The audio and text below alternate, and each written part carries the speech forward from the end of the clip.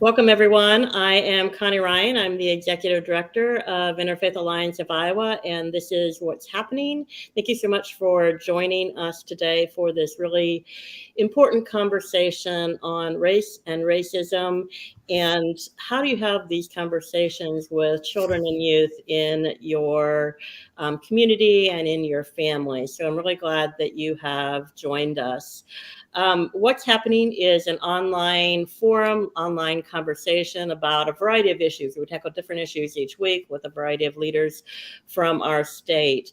And so it is something that really brings issues that are important to our communities to the forefront.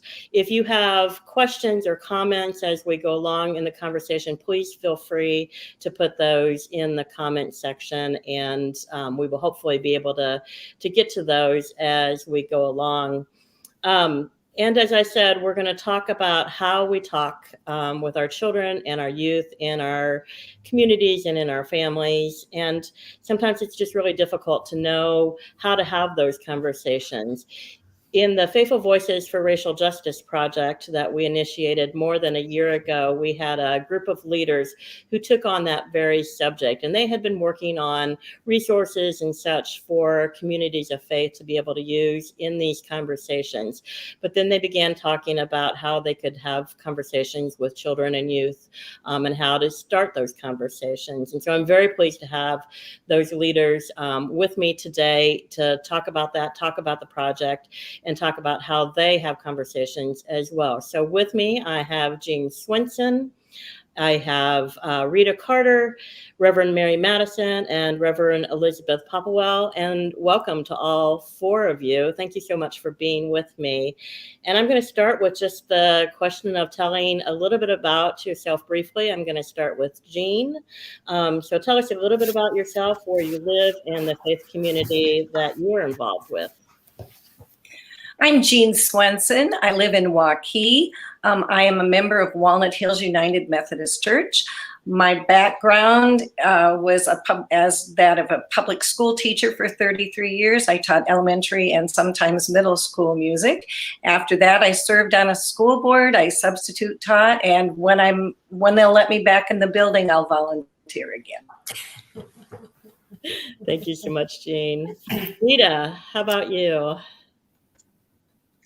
Hi, I'm Rita Carter, with a member of Aldersgate United Methodist Church, where I serve as president of the United Methodist Women Group, and also am part of the Faith and Race Task Group that we have formed in our church. I'm also identify Faith Community of Methodist Federation for Social Action. And I'm on the Iowa Conference Legislative Advocacy Team and the Iowa Conference Anti-Racism Team. And I've worked, in my working life, I worked with children in public school and preschools, and continue to volunteer when I can. And excuse my voice, please. It's a vocal fold issue. Thank you, Rita. Pastor Mary, tell us a little bit about yourself. Good morning, everyone.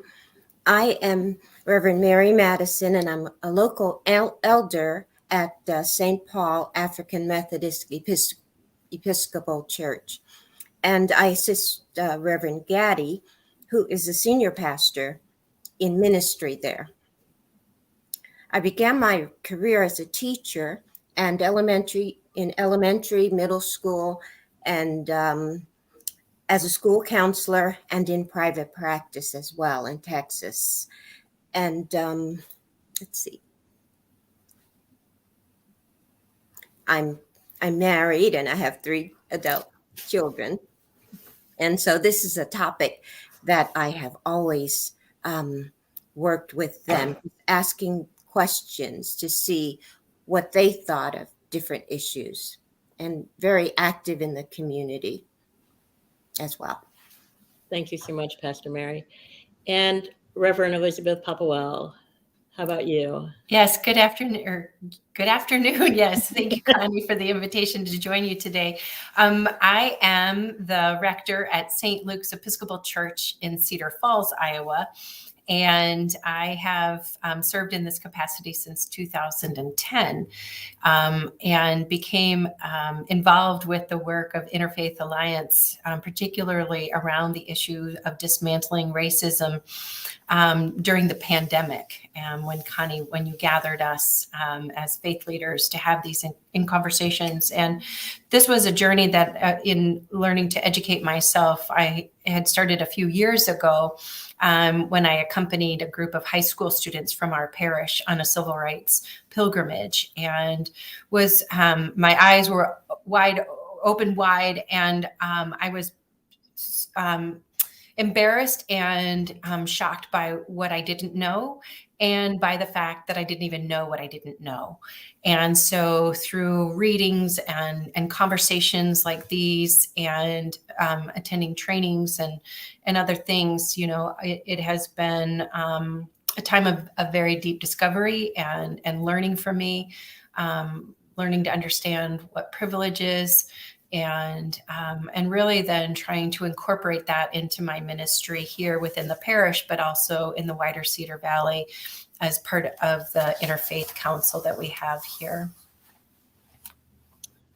Thank you, Elizabeth. And I'm going to continue down that track that Elizabeth took us and start with you, Rita. All four of you have been involved with Faithful Voices for Racial Justice in different amounts of time and in different ways over the last almost year and a half. And so for you, Rita, why was it important for you to be part of this work? Well, I felt called to respond, that's particularly last summer, with all the events of George Floyd's murder and that. And I feel like work with children is so important because they are the ones that look and see and learn. Just kind of, if you don't talk to them, they're still learning. And I can tell you a story about my grandson, who when he was a couple of years ago, he's 9 now, but he was about 6 or 7-ish. And he was in a restaurant with his mom, my daughter, and they were waiting for their order, and he noticed the security cameras up in the corner, and they were talking about that. And he came to the conclusion, he said, so that's to catch the bad guys, like, and he looked around him, and he pointed to a black man, the only black man in the area where they were sitting, and my daughter was devastated. Called me crying afterwards. And since then, so kids learn, and it's important to talk with them. I'll stop there. Thank you, Rita. Thanks for sharing the story as well. And Pastor Mary, why was it important for you to be part of this work? Well, I quote John Lewis in that he said he has had to participate in some form of a fight for equity and freedom, just in basic everyday things, just because of the color of his skin. And so I have that, I was going to say luxury, but it's not. That is a way of life. And so if I don't speak up, then my children don't speak up, and they don't know. And so it's a process of helping them to live in the world and see themselves as quality, equal, capable. And I do that in subtle ways and in talking and discussing and talking about our legacy and our heritage of the people that went before us. And so it's a job. And I think that's why some African Americans may get frustrated in telling the story over and over, but you can't stop telling because there's always a new crop of people, and it is your responsibility to educate the children so that they're not stunned when they go into another environment and hear different words, languages, and things that, embarrass them. I could tell you that my daughter, we lived in Texas at the time, and we saw something on TV where the police officer was beating the man, several of them, with those sticks. And she said she couldn't go to school. That whole week she had a stomach ache. All kinds of things went wrong with her. And so I took her aside. I think we went for ice cream. And I said, well, what's really happening? And she said she saw the man on TV. And if they beat him like that and the police did it, then what about me? So you don't know what your children are thinking if you don't ask them and speak to them in a way that encourages them to tell their truth, whatever that might be. Thank you so much for sharing that. Jean, how about you? Kind of like Rita, the summer of 2020, after George Floyd's murder and the culmination of everything that was going on even downtown, I was pretty much locked in for the pandemic, and I knew I had to do something. So this seemed like a really good opportunity to get together and to do some learning and to come up with some next steps. This has really been interesting because I thought I did a good job of teaching multicultural activities, and I used a lot of literature, but I think the resources are so much better than they were a decade ago, and that's really encouraging. I also know that our small family, we always talked about every topic, but I've found that that's not the case in many families, and so I think these conversation starters will give people permission to try out some new stuff, and I think they're a wonderful way for a family to share their family values with one another, and for kids to learn a lot about their parents. Thank you, Jean. Pastor Elizabeth, anything, you started us down this road, anything else that you want to add to that before we move on? I think, I mean, what the other panelists have shared, it certainly rings true for me.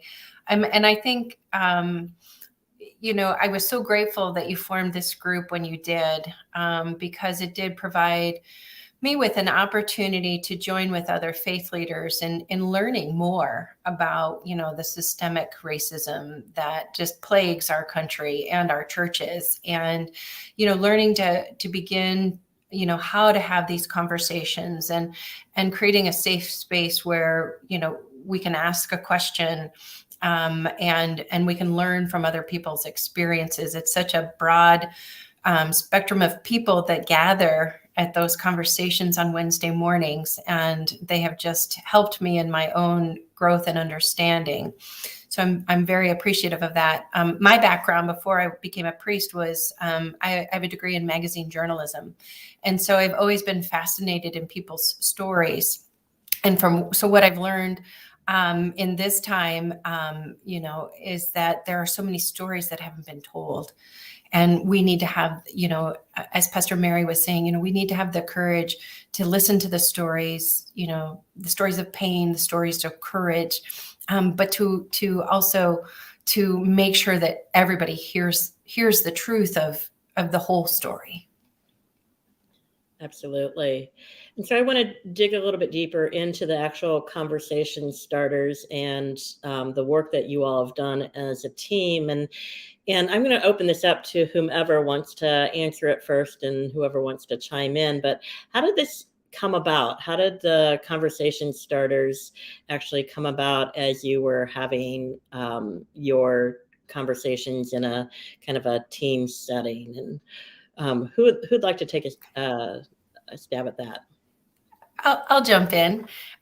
We were kind of talking about this before we went on the air. I think I think the word team is the important part of your question, Connie, because we were originally discussing different resources that we could, put out there for families and faith communities and, community groups that they could have a resource. And we, that we're all lovers of books, we became, fascinated with, as Rita pointed out, that there's so many great books now available that talk about race and talk about differences and diversity. And so, but, after we assembled this beautiful list of books, we realized, it's one thing to read a book, but it's another thing to really digest its meaning and, have a conversation and relate it to your own experiences. And so, through that, I think we just bounced it around idea. We didn't necessarily start out with the idea, let's make some cards.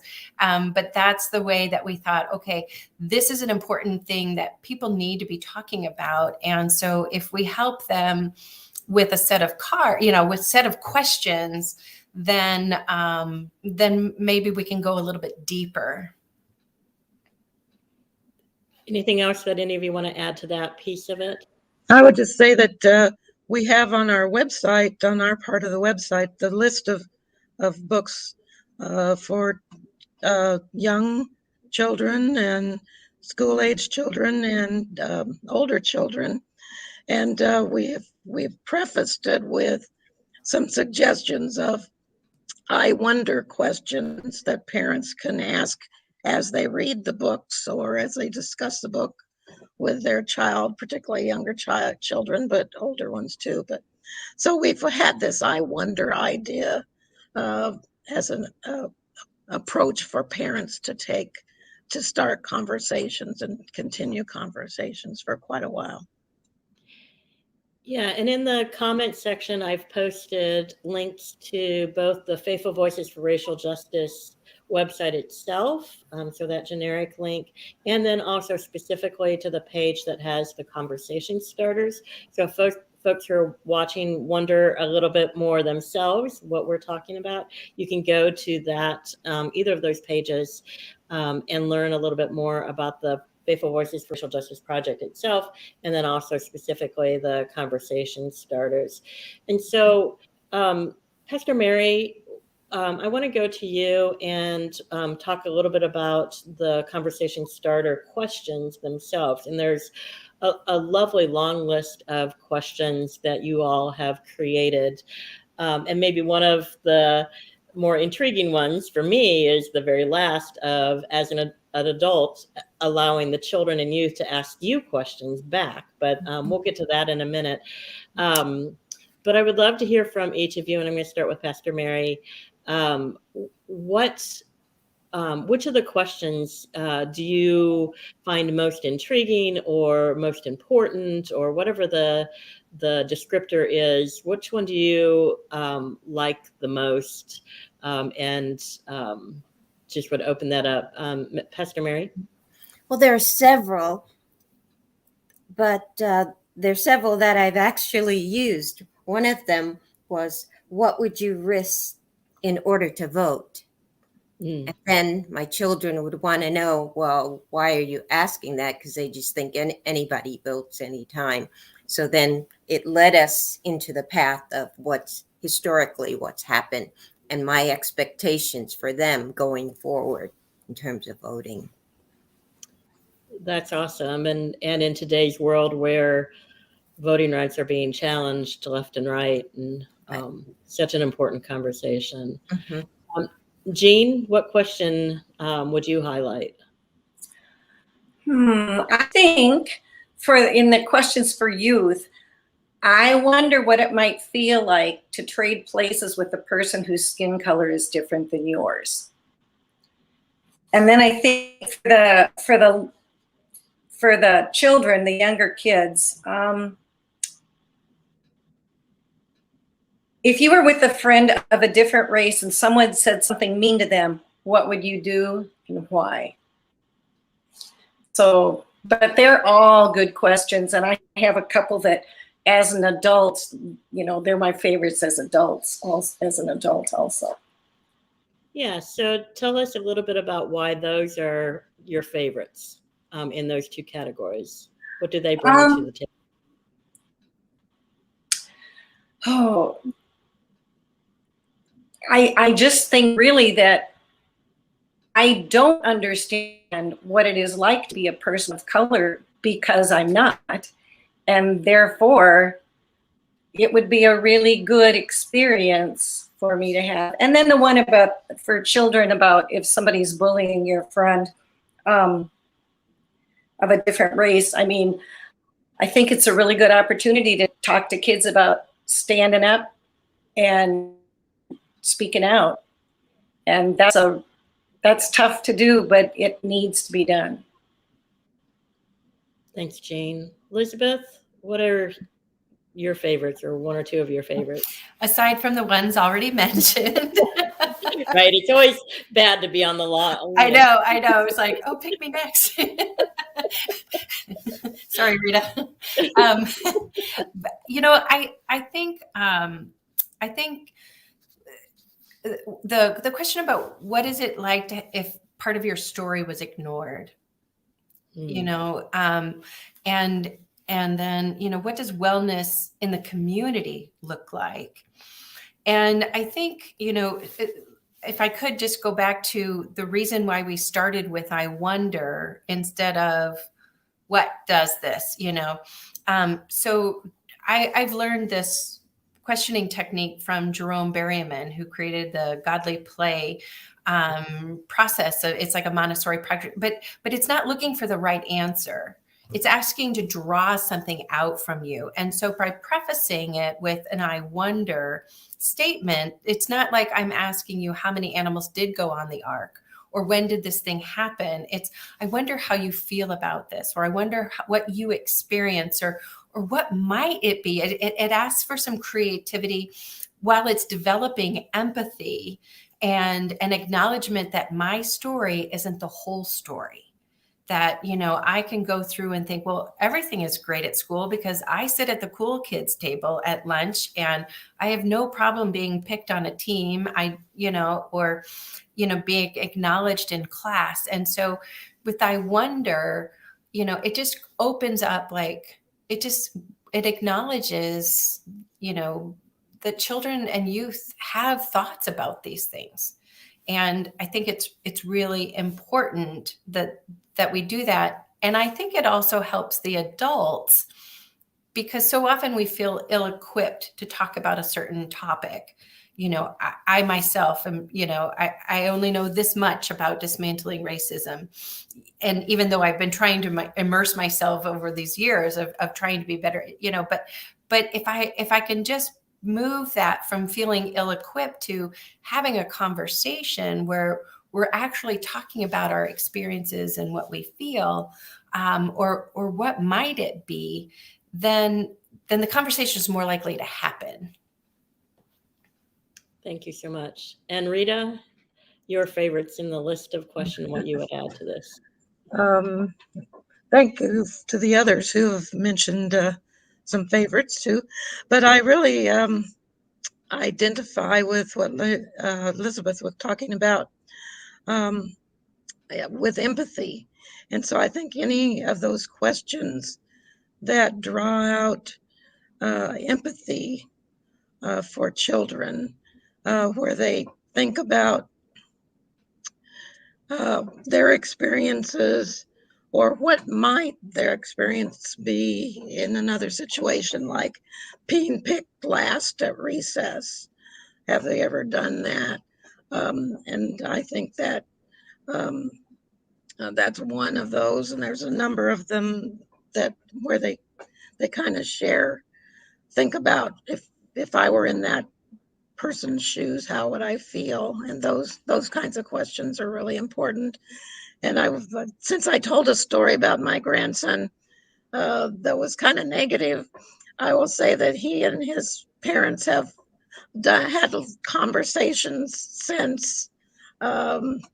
He lives in another state, so I don't get to visit with him for extended times very often. But just recently, my daughter was talking about Columbus Day, and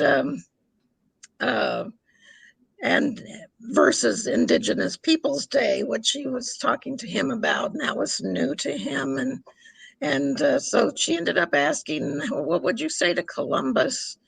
And he said, if you had a chance, and he said something like, I would ask him, how would it feel if you somebody came and took your land and made you sick, and so he was having those feelings of empathy, and I think that's important to develop in children so they can identify with other folks, especially those of color who are suffering. Thank you, Rita, for that story, and to tell the other side of the equation for your grandson as well. So, and so we've kind of also gone down this road a little bit, and I want to dig down a little bit further of why is it important for you to have these conversations with children in your life? And you don't have to disclose who the children are, although Rita has and Pastor Mary has as well.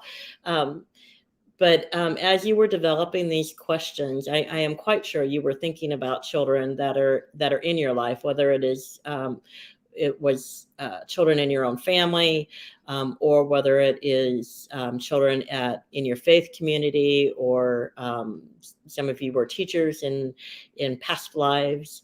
And so why is it important for you personally to have conversations with children in your own life about race and racism, dismantling racism? And Jean, I'm sorry, I told you I was going to say this ahead of time, but Jean, I'm going to start with you.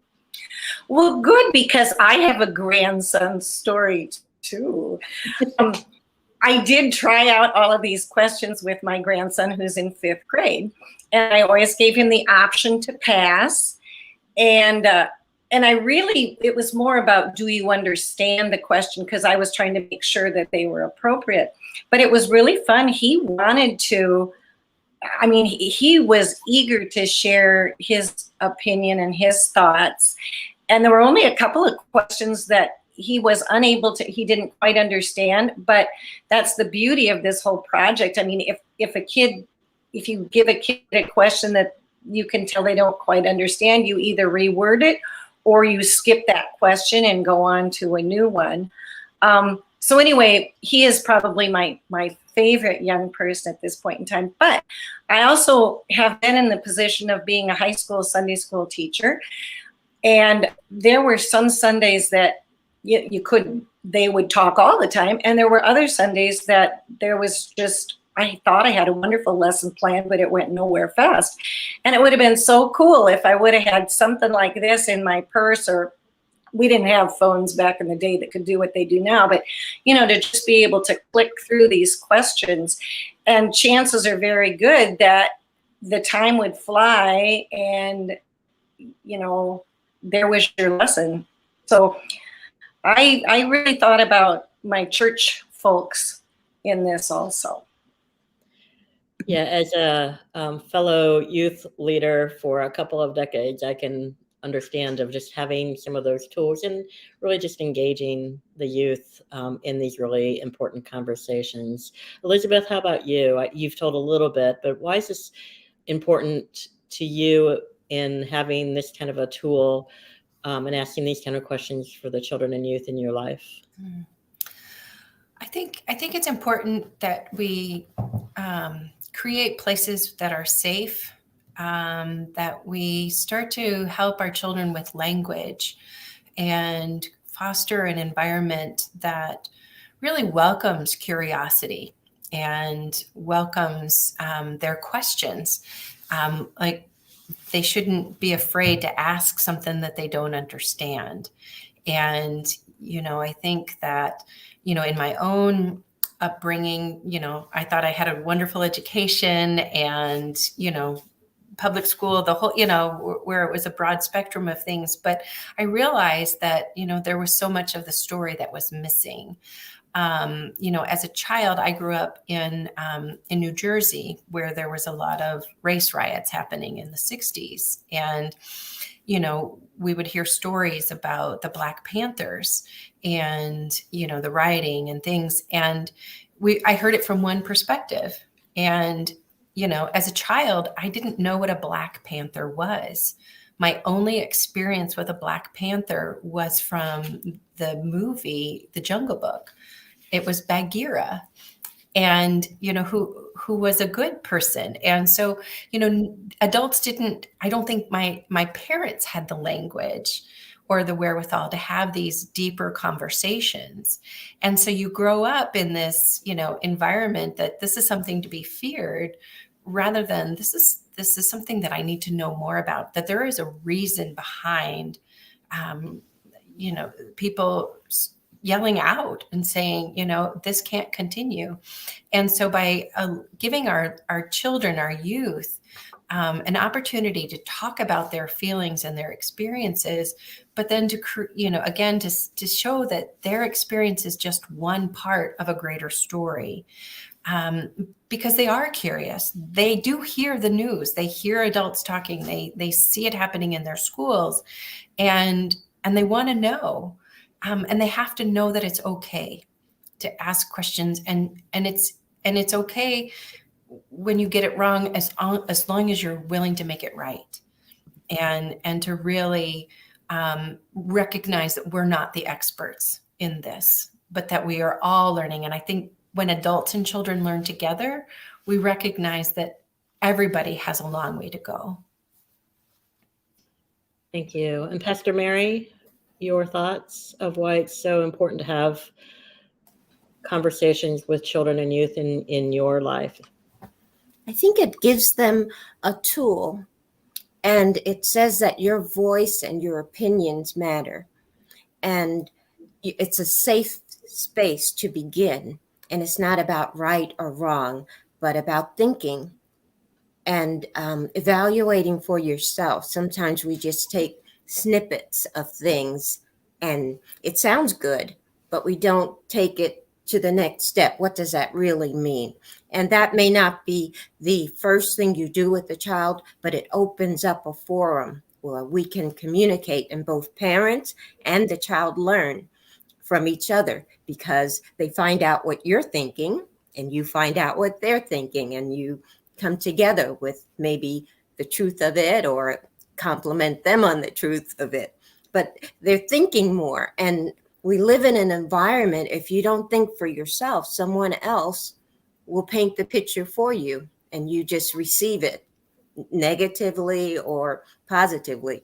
And so I think it's a skill our children will benefit from throughout their lifetime, and feel comfortable broaching a subject with someone else in a respectful way. Thank you. Rita, anything that you would like to add to the conversation? Well, just that my experience has primarily been with elementary and younger children. And I find that they, children generally just interpret things through their lens, through what they know. I think that's kind of been mentioned before. And so it's really important that we do have the conversations. And I'll give the example of I help in a couple of mentoring kind of situations. And one of the children that I was mentoring had he had a phone, and he had as his screensaver the Nazi cross sign, the Nazi sign. And at least that's how I interpreted it. So I said, oh, where did you get that? And how did you choose that for your, front of your phone? And so he showed me this magazine, and it talked about, it was comics, and it talked about the war and World War II. And so he saw that sign, that symbol, their symbol, and he didn't do the reading, but he liked the symbol. So we had a conversation about that, and I encouraged that he talk with his parents about it, and eventually he took it off of his phone. But so things do happen. Kids interpret things they are, get attracted to things, and we need to have the conversations. It's important for to have the conversations. Thank you. Yeah, as several of you have said, children learn, and they're going to learn one way or the other. So having conversations is critically important. I'm going to shift us a little bit to politics. We have had some legislation in Iowa that some consider racist, others don't. Some legislation around divisive concepts and other legislation around the 1619 Project and such. We've seen some really, in my opinion, bad behavior by elected officials and people of the general public around race and racism and misunderstanding even of the legislation. But at the end of the day, it has perpetuated some of the racist and racist comments, etc., in our public life, and really has elevated, for good or for bad, a lot of this conversation. And so my question to you is, why do you think that we have come to this point in our public life of being able to have conversations, open and honest conversations about race and racism, dismantling racism, or not be able to have these conversations because it has become so politicized? And I'm going to start with Pastor Elizabeth. Sorry, I didn't warn you ahead of time. I told you I'm not always good at that. But all of this has become so politicized. And why do you think that we are at this point, and how do we move beyond it? Yeah, that's a really good and important question. It's so unfortunate that this has become a political, partisan issue because, in a sense, it's trying to silence the conversation from happening. And I think that that comes from a place of fear that somehow or another, if we have these very difficult and revealing conversations, that, there are parts of the large parts of the population that will feel shamed and guilty. And so rather than talking about it and owning these atrocities and owning the errors and just the horrific acts, is owning that as part of our history, because then it becomes, we're no longer the city or the country, shining beacon, that it's truly tarnished. And so, I think that there's a fear that if we go there, what else might be revealed, that we're not as wonderful as we thought we once were. But the fact is that, we were never that, unfortunately. But it's not that we can't become it, and I think that in the legislation that, really shackles this conversation and movement towards healing and reconciliation and reparations and making the community whole, it just continues, it perpetuates this needless suffering. And I think we always have to begin with the truth. You may not like the truth. It may make you feel bad. It may make you feel uncomfortable, but you can't move forward until you get there. And so I think it's so important to have courageous leaders, both faith leaders and community leaders and teachers and parents and all kinds of people still willing to engage in this hard conversation and to listen to the stories that we haven't heard, that have been silenced. And so it is important that groups like this continue to not be silent, to speak the truth, and then to learn how do we move forward from that. Thank you, Elizabeth. I'm going to just open it up to the three of you to add on to that, rather than calling on each of you. And if you have something to add, of how did we get to this point, and how do we move beyond it? I think it's so true that what Elizabeth said about fear. I think there's the big feeling of fear, and that I shouldn't feel uncomfortable. And that's what somewhere I've heard that, if you don't feel uncomfortable, you aren't learning anything. And so I would hope that we can get past that and understand that we do need to learn even the uncomfortable things so that we can move forward. And I appreciate what Elizabeth shared. Thank you for doing that. And I'll jump in, and I would say too, I think most of this is fear-based. And coming from a Christian perspective, I don't understand the fear, and I don't understand why it is so difficult to speak truth to power. And I think that's one of the reasons I so enjoy the Faithful Voices group, because there are a lot of pastors there, and I need to hear their perspective because it is different from a layperson's perspective. And they have a lot more to lose than, from their job perspective than I do. But we do need to hear some prophetic voices helping us understand what it is we are supposed to do. I agree with everything that everyone said. And I think the change that we need, not that I can solve all problems, but we have to walk in our strength.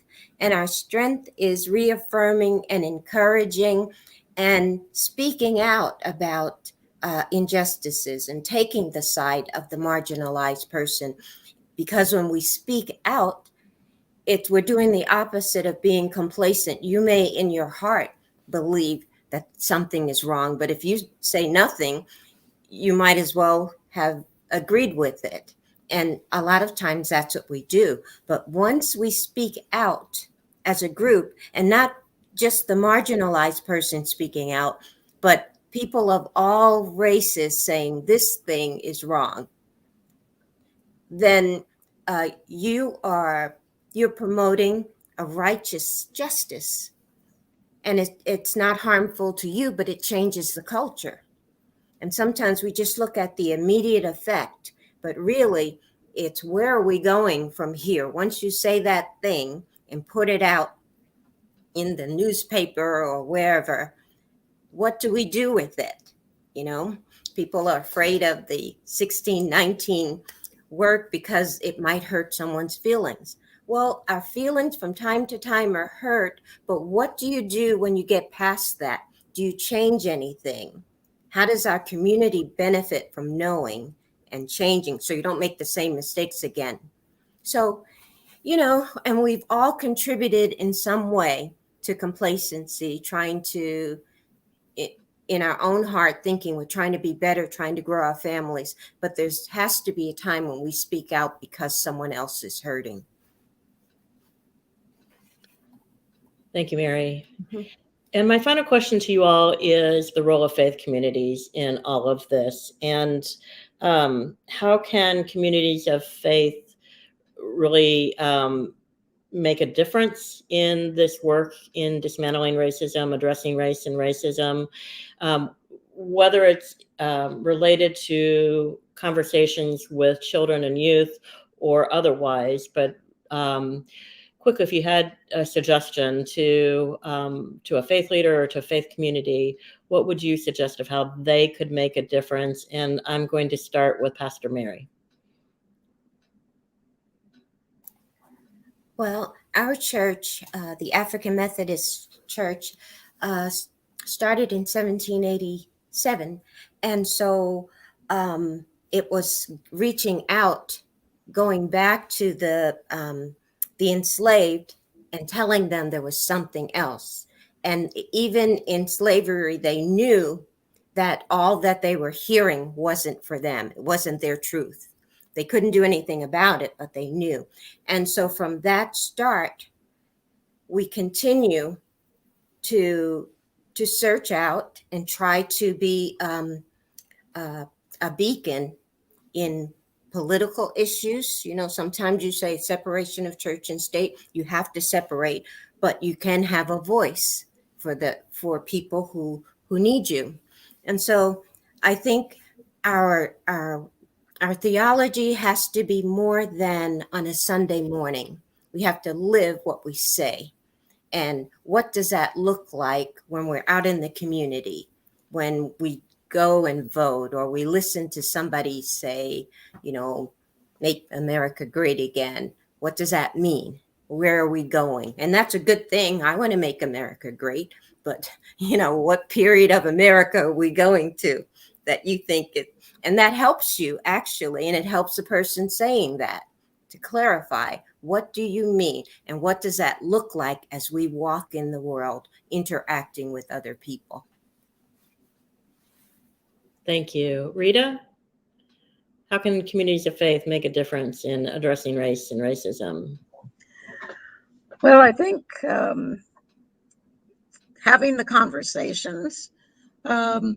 We have this, like I mentioned, a faith and race task group in our church that have tried to lead some. We had a panel discussion via Zoom that we presented to our congregation. We had book studies, several book studies.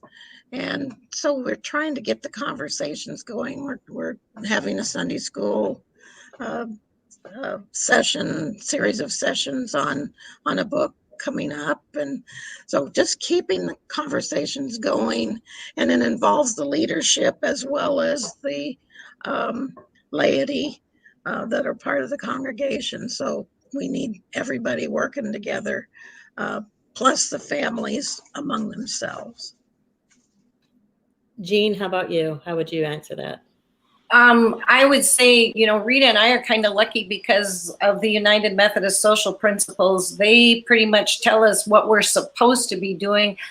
However, they too often are backburnered, I'm afraid. So some of us have to continue to uphold those. I just think churches really need to be in the here and now. And when something's going on in the community that affects people, we need to address it. We need to be there. We need to walk with these people. My church does a really fine job, I think, in educating people, but we fall apart on the allyship and we fall apart on the advocacy. We need to improve on that. I'm so excited that there are 20 people within my church right now studying the 1619 project, and talk about this is eye-opening to everybody. And it's been a wonderful experience. And so thank you, Interfaith Alliance, for doing that. Thanks, Jean. And Pastor Elizabeth, how about you? How can communities of faith make a difference? Right. Well, I'm so grateful for all of the comments. And Pastor Mary, you hit the head, you know, you just nailed what we need to be doing, that this is the work, you know, that God calls us to.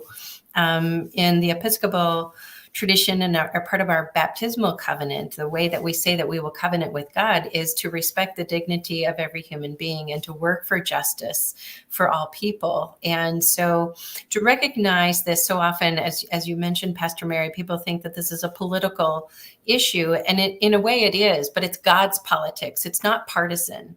That, you know, if we look, you know, as Christians, you know, we look at the life of Jesus, and who did Jesus interact with? Was the people on the margins. And he would stop and he would listen to the people crying out from the roadside or from, you know, the neighborhood beyond the neighborhood.